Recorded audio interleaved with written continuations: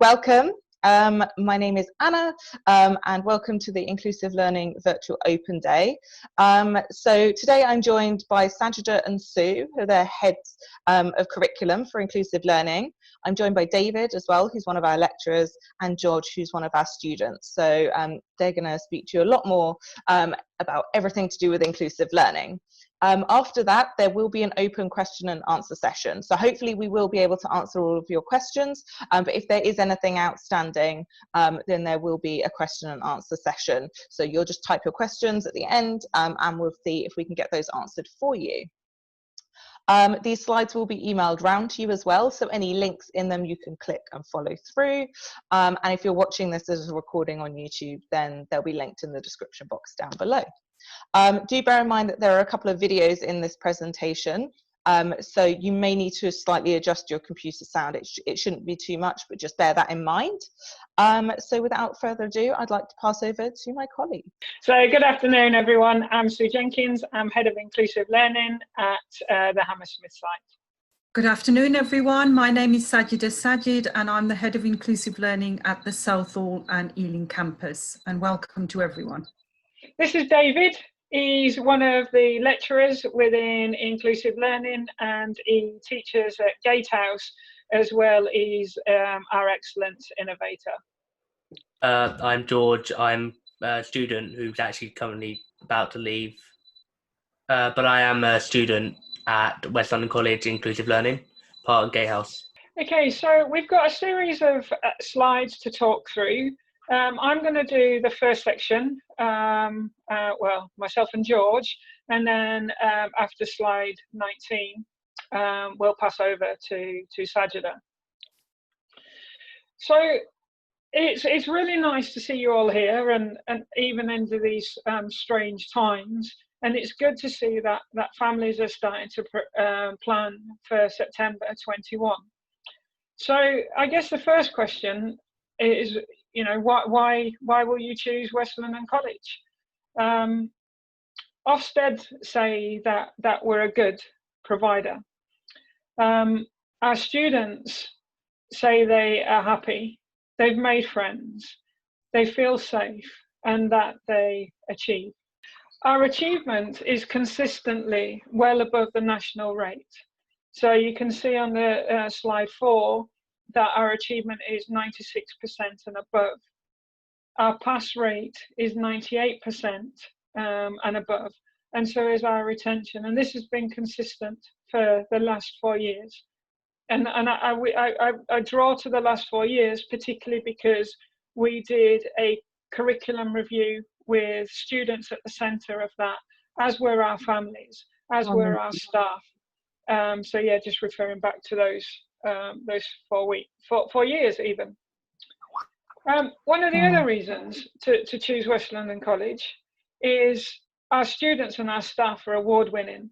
And you'll see briefly some photographs this year in February where we won the Education Provider of the Year for West London Business Awards. And there's Will on the right-hand side. He's one of our staff that collects the presentation. As well as winning local awards, we also were the national finalist for the SEND Apprentice Champion Award. And it goes on. You'll see a picture of 3 of our students that won bronze, silver and gold at the World Skills event. And then we win again, where Amandeep won the World Skills UK event, and he was also a gold medal winner. The reason that we chose these at the beginning is because we have high aspirations for every student, and we want to support them to fulfill their potential and create their big lives. So what does it look like when you come to college? College is usually 4 days a week. The hours are usually 10 till 3, lunch is 12 till 1. Regarding the needs of students, it may be that some need sensory breaks, some need some comfort breaks. So we build that all in, and we look at bespoke support for each individual. Coming to college, you get to study, and that's for all students. So you do a main qualification, and this can be anything from developing your independent skills up to a level 2 employability qualification. And you'll be pleased to hear you get to develop your English and maths further. We embed the use of IT, but also once if you choose to come to the college, which you do, your timetable will also include enrichment, and that's off-site activities, that's sport, that's projects, that's working with members of the community, as well as tutorials where we look at your progress and individual support, and also work experience. We've chosen some photographs which give a little bit of a flavour of what the enrichment activities are and what the enterprise projects are. This is only really such a small sample of what our learners have achieved. Some classes have raised more than £1,000 for their employability projects.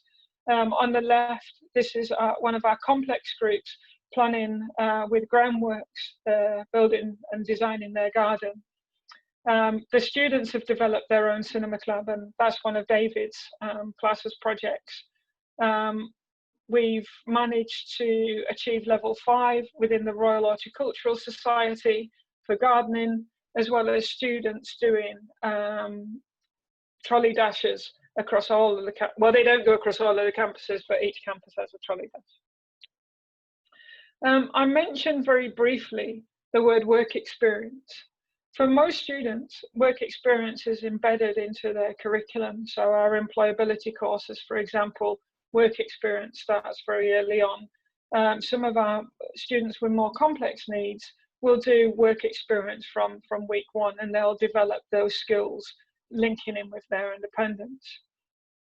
We're proud of the partners that we work with, and our students have had opportunities to work in Superdrug libraries, and the list along the right hand side, and there is actually more. That is a very brief overview of what a day in the life of college looks like, and I'm really biased, as you'll see, that all the staff are, because we're really proud of the difference that students are making to their lives.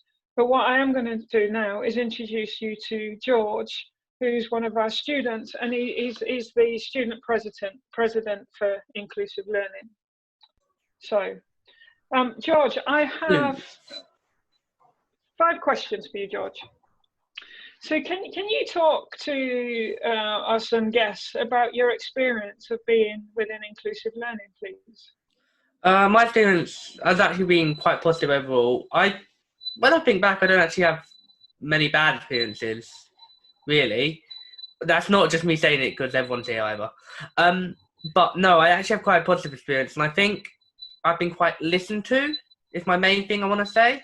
And not just because of paperwork or the Educational Health and Care Plan, which, of course, they have to legally listen to, but also I've been listened to in the sense they want to hear what I have to say as a person. And that's one of my main experiences I've come out with. I've been able to know that people want to listen to me, and I can be myself and still have people listen and pay attention and just push myself in the future, I guess. Thank you, George. And George, if and when you need help, who helps you? Well, who helps me when I need help? I tend to get help from my tutor a lot, but there are also, I've had help from LSAs, Learning Support Assistants, within the past, and I've also even had help from the random LSAs just about as well. Sometimes they'll ask if you're okay and all that. And also my previous tutor, Leslie, she would always be around to help if I ever need to talk. So there's always been someone that I can go to, no matter what. Thank you. George, we know that you're, I know that you're coming to the end of the 2nd year of your course. But other than your coursework, what other things have you done while you've been at college? Other than my coursework, as you said before, enrichment activities, which are probably one of the highlights. So 2 of the main ones, as you can see in the photo on the presentation, you have the bike works, which I really enjoyed actually. I actually got a lot more confident on a bike, which coming from someone with motor skills problems is pretty big for me. And I also did groundworks, which was absolutely positive. Because I don't know, I kind of, when my parents started doing gardening and they redid their garden, well, our garden, I guess, when they redid the garden, I kind of helped a little bit more, especially because of groundworks, Nice. which got me involved, Yeah. which is nice to be able to involve in something family-wise. And also we did some trips to museums and stuff, which was a game. There's a big one to do with games as well, which I like games. So Yeah, we really had to twist your arm to go there, George. George, what are your next steps, and what have you done to kind of secure your next step? Well, my next step is going into a new course. I'm going to level 2. Well, possibly could go into level 3, but I think I'm going to stay in level 2 course. I'm going into a creative IT course. I am moving from West London College, but that's only because I would happily stay if it was the course that I exactly needed was there, I think. But I have been moving because I've kind of just been able to push myself, and with that little push from the college and having that support to lean back on, I think I've had the opportunity to grow as a person, which has given me the chance to go into mainstream, which is what I'm doing in September. So that, with, of course, having support at mainstream, but I will be in mainstream, which is a big thing for me, and just being able to think back that I've had this support and they've helped me so much, just push my future, it's big for me. We're very proud of you, George. I'm proud of myself as well. Good, I'm glad to hear.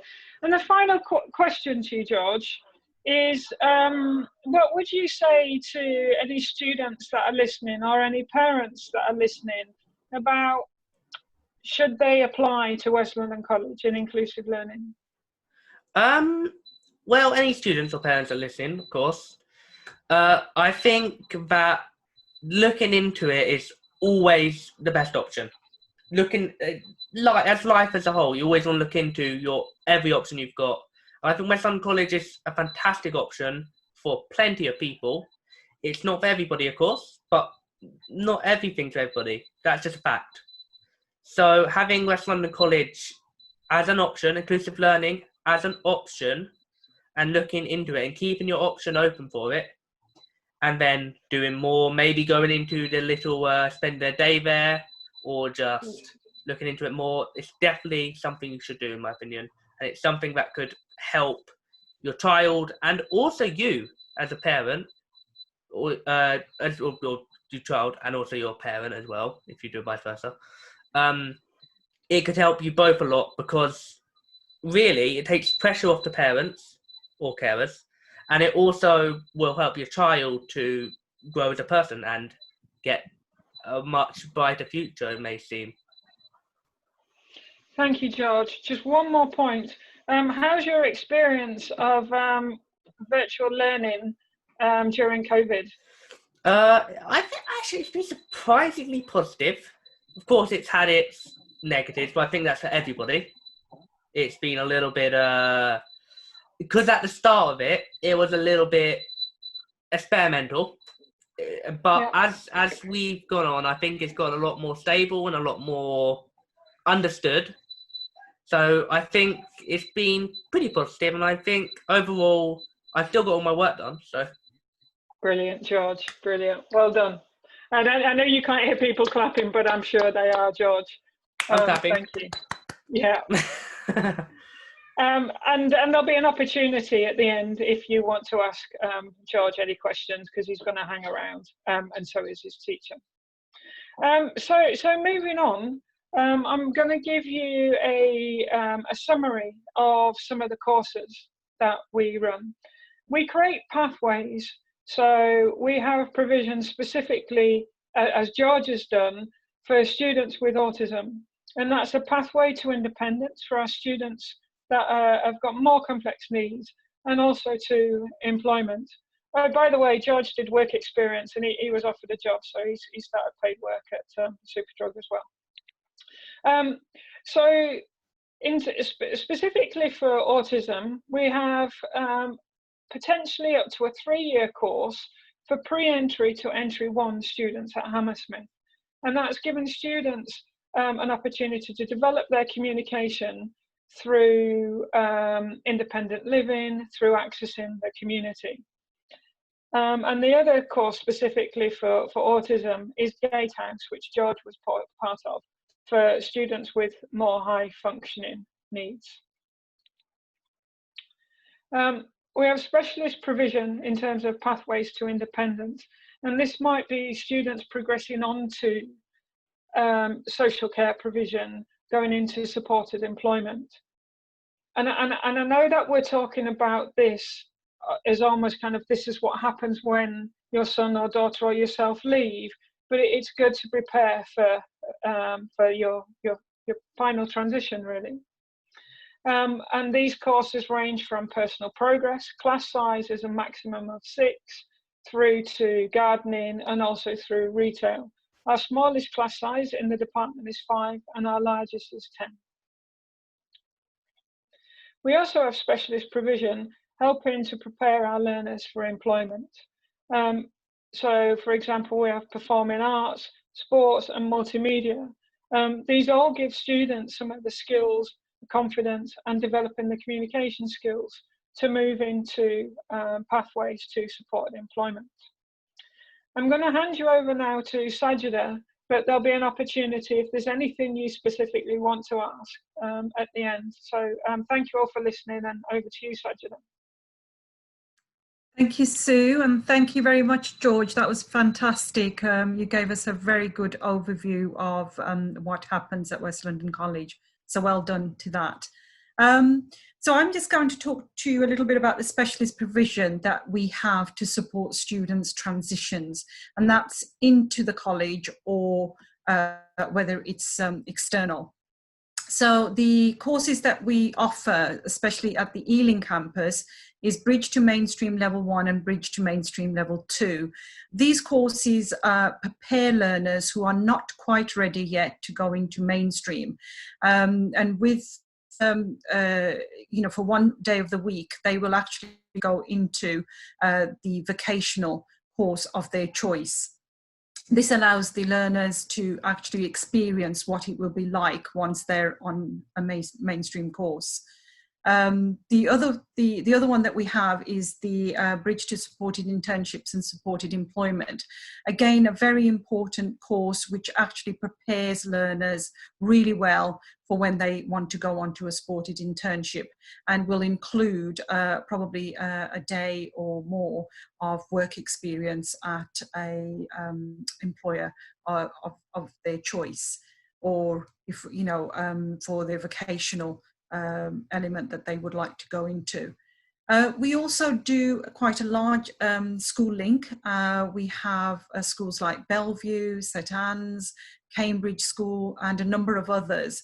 And what this does is prepares the learners to transition from secondary school or from sixth form into college.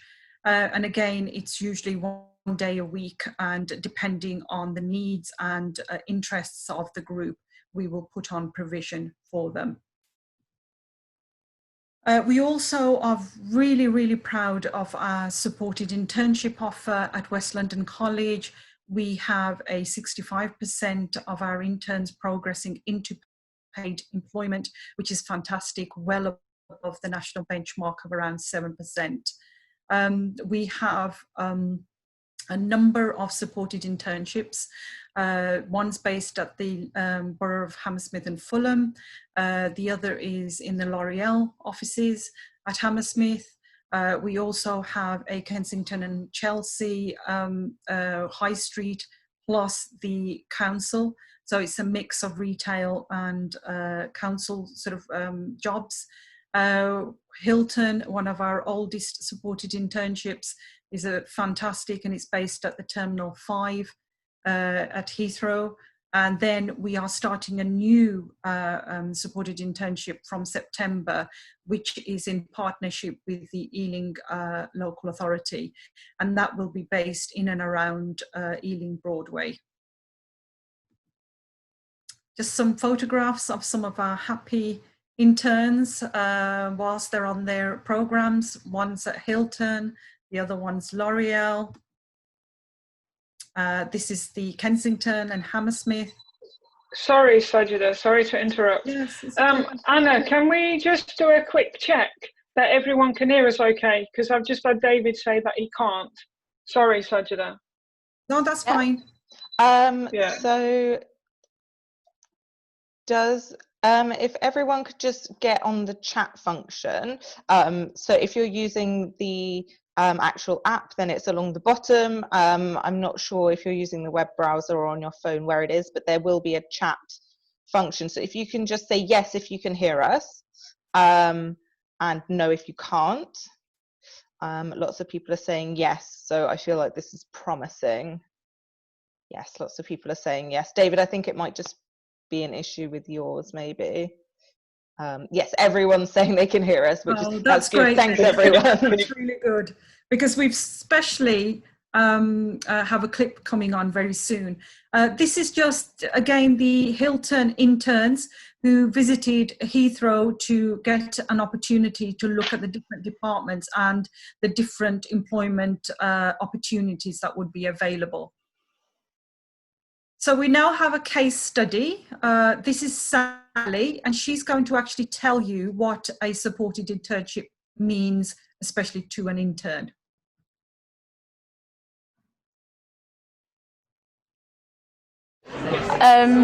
What I did in the internship was I was doing 3 different placements, and from my first placement I used to teach year 5 in Barbury School. I would like to be a receptionist and booking appointments for the patient and making sure they know where they're going.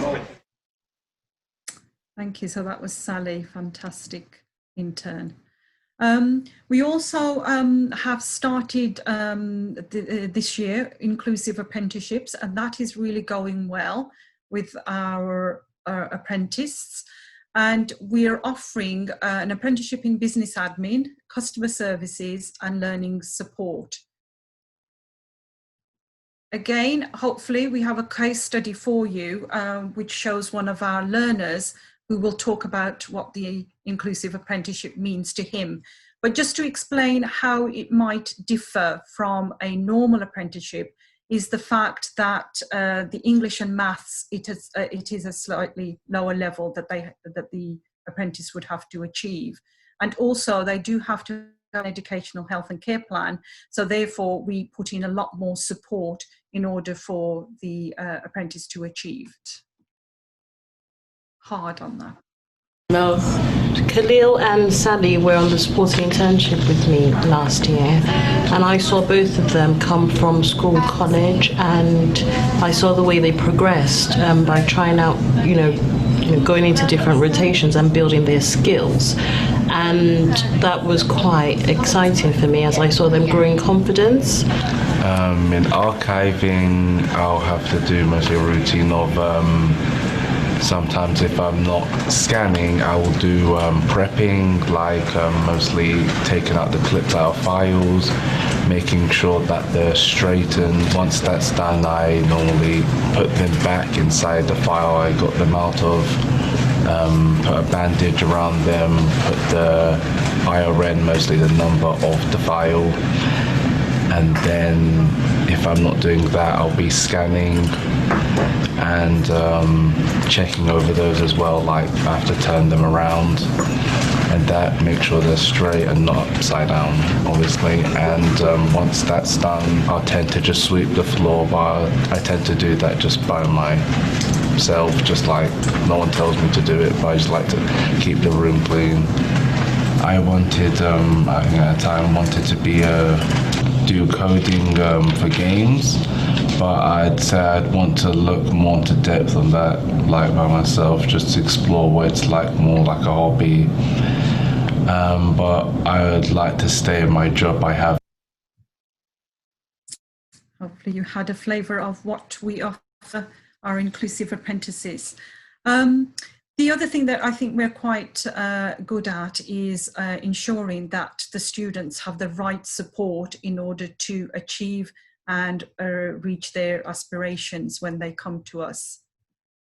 So we have a range of support, whether that's specialist teachers or one-to-one support that's required, if anybody requires any additional learning support for English and maths, if they require speech and language, for instance, or if they have a need for adapted or assisted technology.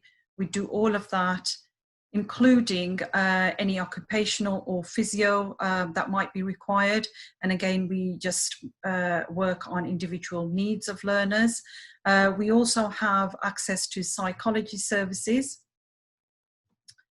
as well as social and emotional mental health. So we have this on site. We also have access to student services, and we work very closely with MDT teams. We also offer PSHE through tutorials, enrichments, and other organisations that support us. The other thing that we're really, really proud of is how our students, through sheer hard work and determination, are able to progress into what they came on into the college for. So some of the things that they will progress to internally are the supported internships, which I've already mentioned, but also we do a supported internship fair around November, where all of our learners get the chance or the opportunity to look at other internships that are available within London. So it's not necessarily the ones that we offer that they go on to. We do encourage and support learners to go on to other supported internships of their choice. I've also mentioned the Step Up to Mainstream courses. And of course, we offer the full range of mainstream courses that would be available to our learners, just as they would to anyone else. And of course, the inclusive apprenticeships. Externally, we have had lots of learners move on into paid employment. Some of the examples are Gale's Bakery, Harrison's Catering, Nando's, just to name a few. We also offer pathways into further and higher education. Some of our learners will go on to doing volunteering, or they will go on to the apprenticeships. We also are hopefully offering traineeships to our learners, and as well as social care providers. We are always looking at new and exciting opportunities for our learners to move on to or progress onto. And at the moment, we're looking into Fair Shot Cafe. So if you would just like to listen to our learners telling you what this opportunity is about.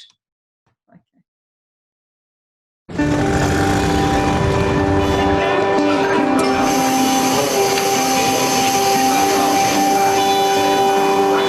93% of adults with a learning disability in the UK are unemployed.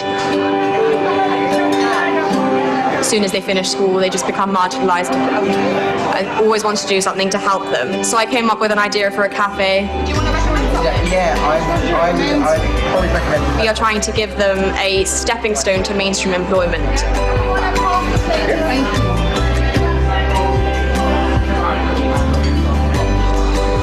We adapt our courses to people with all kinds of learning difficulties, and it's never a problem. If you have the basic skills, you're a fantastic barista, then you can absolutely get a job. By giving them a job, you're really giving them a chance to fulfill their potential and to be confident in entering a new path. Just life-changing for them. I've worked with special needs for an incredibly long time, and the jobs that they've gone on to do exceeds the national expectation. They've been an asset and a gift to employers. Oh, well, look at that. I think you've just made the best sandwich ever. The vision is to normalise an inclusive workforce and to celebrate diversity in local businesses and in businesses worldwide.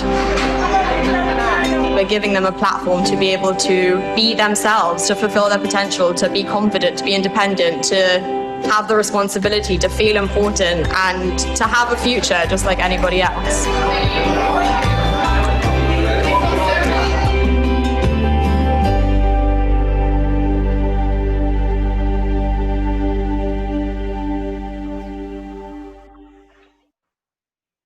So inspirational. It's fantastic what our learners achieve. The other, the slide that I'm going to talk about is really the additional learning support, which is outside of the study program that we have for the learners. And they can support in a variety of ways, including study skills, literacy and numeracy, and support can be provided, whether it's in class or outside. And we have a drop-in centre at each of our campuses. So now, hopefully, if we've whetted your appetite for coming into West London College, and I hope we have, I will just go quickly through the application process, which is quite easy. All you will have to do is apply online to the address given there. Then what will happen next is that you will be invited for a visit, if that's possible, but of course with COVID we might not be able to, but we might be able to give you a virtual campus tour, which we have. Then normally you're offered taster sessions, and then after an interview you are, you will receive a conditional or unconditional offer. And we always have priority enrolment. So that means that we are given a date sometime in late August where it's just our learners really coming in to enrol, so that they don't have to wait in long queues or have to come in with a lot of other people. Sajida, I'm conscious that we haven't asked David to speak. So if you don't mind, I'm just going to ask David a quick question. David, can you just talk to us about your experience of working for the college? And, you know, I see you a lot working online with your class. So just, yeah, what's the best bits? No, I've been working within inclusive learning for the past 15 years, you know, in various areas. Past 5 years has been with, you know, ASD students, level 1 to level 2s. I love it. We've got a fantastic team, amazing, really specialised staff, who you know, live and breathe what we do. You know, it's great to support these learners, you know, and you know, facilitating, you know, support them, you know, progressing and achieving, you know, what they do. And yeah, it's just you know, the students seem to love it, you know, as much as we do. It's a great place. You know, all the campuses have a different feel. You know, it's a very diverse offer, you know, of courses, and yeah, I can't recommend it highly enough. Thank you for that, David. Much appreciated. All right, so we've actually had a couple of questions through, so maybe soon, Sajida, you can help answer those. So the first question is, how easy do you find it to develop employer engagement? I'm quite happy to start with that, Anna. So over the past 4 years, we started off initially with an employers forum, and that was with a small group of employers, and that is improving, but I think there's still more work to be done. So Sajida and I sit on various strategy groups within the council. And for example, I'm scheduled to meet the leader of the council for Hammersmith and Fulham, and we're looking exactly at that, to build more relationships with employers. But saying that, our students over the last 4 years have been successful in gaining paid work in, I think, about 25 plus employers. But if anyone's got from an organisation and they're interested in a stepping stone for our students, then obviously please pass on your contact details. We've got a dedicated work experience officer as well, who works individually with the students, you know, listening to what they want to do and placing them, you know, where they want to go. So I think the quality of work placements and volunteer placements for the past 2 years has really, you know, gone up for our learners, and the feedback's been really good. Thanks, David. Thanks both. And the other question that I've had, so if anyone has any other questions, do just pop it in the chat while we're answering this one. So what levels are the supported supported apprenticeships, and how do you get around the drop in level 2 qualification frameworks? Wow, does somebody need a job? They want to come work for us. Can you repeat the question? Yep, so it's about the inclusive apprenticeships. So what level are they offered at, and then how are we getting around the drop in the level 2 qual frameworks? Okay, so we're currently delivering level 2 and level 3, and we've had no issues in pulling that together. We've looked at the individual needs of our apprentices. They do or have had an EHCP. It's not mandatory that they currently have one. And then we begin to look at, mapping them to the right levels. In terms of the change of frameworks, there's definitely been a national drive to move away from frameworks and move through gateways. And we're working a lot. We're working alongside that. I was at a national conference in Birmingham before lockdown, and there was quite a lot of challenge, especially around business administration losing the level 2. So we're working. All of our inclusive apprenticeships are being supported, but also we do raise in the correct forums. Challenging the decision makers as well. Great. And it was because of all of the support that we had, asking that the English and maths would be, should be lowered for some of our inclusive learners. And it has paid off. And I think that's what it is. It's just lobbying and ensuring that, everybody gets a chance to do what they are capable of. And I don't think, qualifications should stop them and the level that they can achieve. Great, thank you. So someone has asked how early we can apply for September 2021. So how early can we start applying, and what's the deadline for applying? I mean, we can start taking applications now, and if it was this time last academic year, we would have had parents and students in for visits. They would have done paper-based applications. I don't think the electronic one is up and running yet, but Anna and Sajida, that's something that we could look into. So, we're happy to engage you in a virtual tour. We're happy to have direct conversations with yourselves.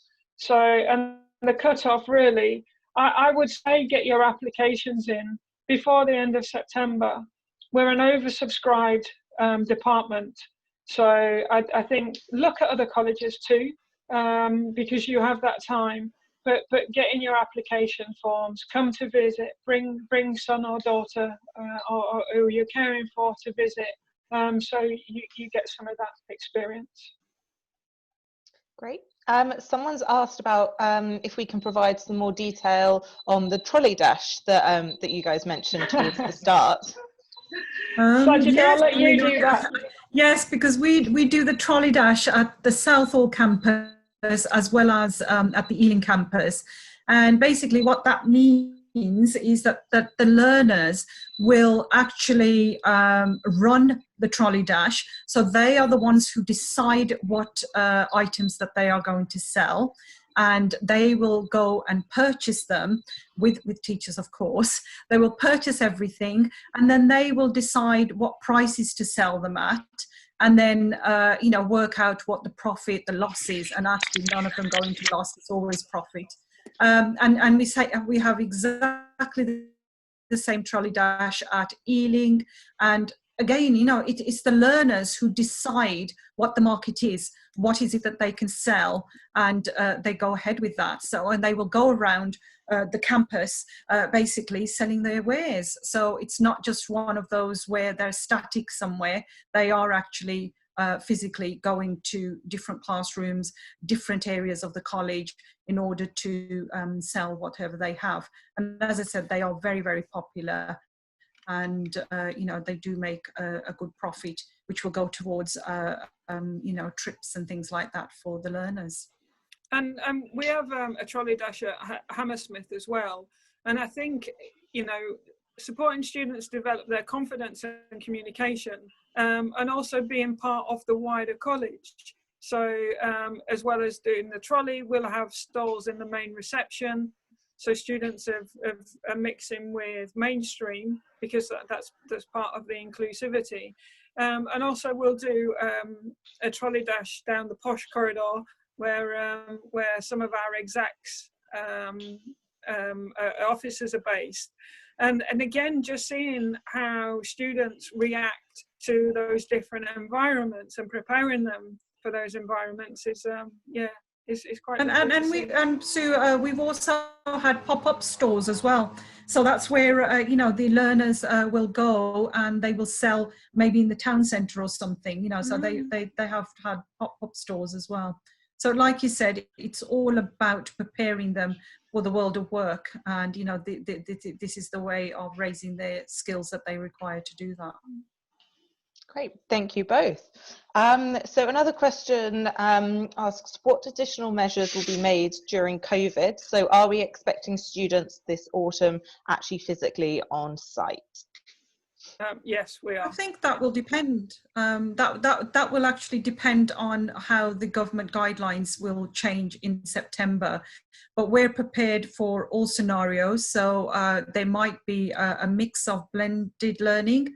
So there might be some on-site, some blended learning, as well as we could, if the government decides that there is going to be no social distancing, where everybody will be able to come on site. Again, for our supported internships, we're looking at different models. So we're quite well prepared depending on what the government guidelines and how they will change. Sue, sorry, you were going to say something. Well, I'm sure I said yes. And I think within inclusive learning and across college, actually, students have been returning towards the end of this academic year. But yeah, Sajida, what you've said is correct. We wrap around the government guidelines. Great.